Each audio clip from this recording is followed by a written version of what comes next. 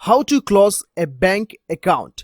नमस्कार दोस्तों, स्वागत करता हूं आप सभी को टेकीराज यूट्यूब चैनल पर। दोस्तों आज की इस वीडियो में मैं आपको बताऊंगा कि कैसे आप सेंट्रल बैंक ऑफ इंडिया या फिर किसी भी बैंक अकाउंट को कैसे क्लोज कर सकते हो। तो दोस्तों जानने के लिए इस वीडियो को शुरू से लेकर अंत तक जरूर देखिएगा।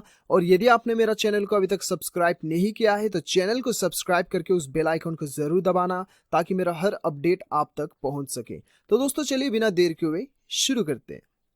हेलो दोस्तों, यदि आप अपना खुद का वेबसाइट बनवाना चाहते हैं तो हम प्रोवाइड करते हैं वेब डेवलपिंग डिजाइनिंग सर्विसेज।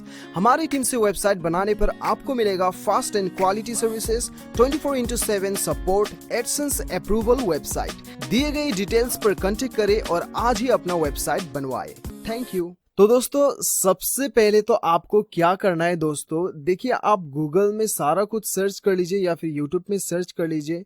शायद आपको ऐसे बहुत से लोग ये बताएंगे कि ऑनलाइन भी आप जो है अपना खाते को क्लोज कर सकते हैं, लेकिन दोस्तों ऑनलाइन कोई भी प्रोसीजर नहीं है और ऑनलाइन आप जो है अपने खाते को आप क्लोज नहीं कर सकते। आपको एक बार तो ब्रांच विजिट करना ही होगा, ठीक है।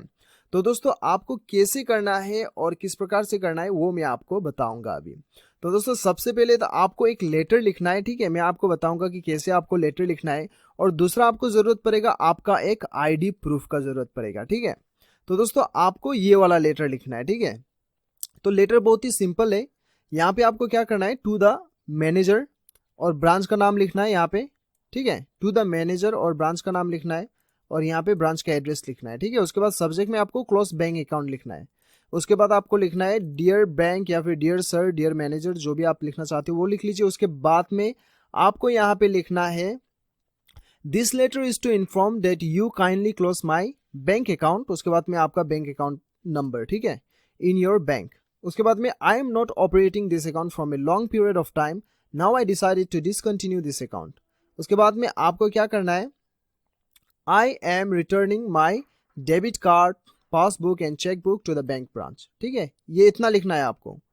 और दोस्तों यदि आपके खाते पे पैसे पड़ा हुआ है और वो पैसे जो है आपने नहीं निकाले और आप डिमांड ड्राफ्ट के जरिए से या फिर आप जो है डायरेक्ट ट्रांसफर अपने दूसरे अकाउंट में करवाना चाहते हैं तो आपको लिखना है I request you to please return my existing balance through demand draft और transfer to my new account, ठीक है। ये आपको लिखना है। यदि आपके अकाउंट में पैसे पड़ा हुआ है और आप जो है डिमांड ड्राफ्ट के जरिए से या फिर ट्रांसफर अपने दूसरे अकाउंट में करवाना चाहते हैं तो आपको ये लिखना होगा। और यदि आपको जो है दोस्तों आपके अकाउंट में पैसे बिल्कुल भी नहीं है तो आपको ये इतना नहीं लिखना है, ऐसे ही छोड़ देना है, ठीक है। उसके बाद में आपको थैंकिंग यू योर सिंसियरली आपका नाम लिखना होगा, यहाँ पे आपका अकाउंट नंबर और डेट लिख दीजिएगा, ठीक है।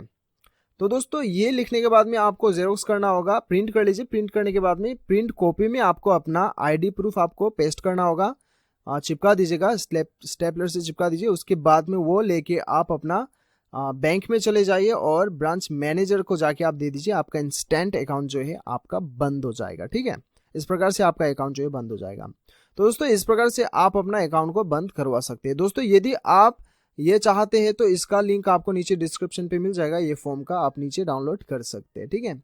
तो दोस्तों मुझे पूरा उम्मीद है कि आपको ये वीडियो पसंद आया होगा। वीडियो पसंद आए तो एक लाइक जरूर कीजिएगा, चैनल को सब्सक्राइब कीजिएगा। मिलते हैं अगले वीडियो में, अभी के लिए इतना ही। Till then bye bye, take care.